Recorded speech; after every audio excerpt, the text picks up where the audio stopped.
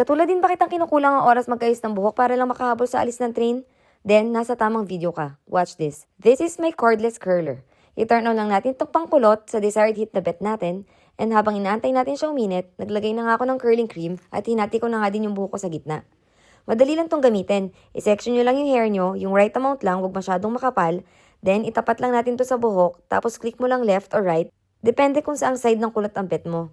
After nun, kukunin ng device yung hair mo and you need to wait for 12 seconds. Then, magbibip na siya pag okay na at release mo lang yung hair mo and tada, may kulot ka na. Ulitin lang yung steps hanggang matapos yung unang side, then ganun din gawin sa kabilang side ng buhok. After that, ibaba na natin yung kalahati ng hair and start na din natin i-curl.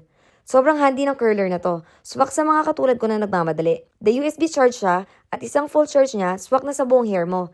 Actually, natapos ko nga buo ko na hindi na lobat tong device eh. At ito na nga ending. Ready to larga na at right on time din na umandar na ang train. So, hindi na kailangan mag-worry pa na hindi ka makakapag-style ng hair kasi you can bring this handy curler anywhere.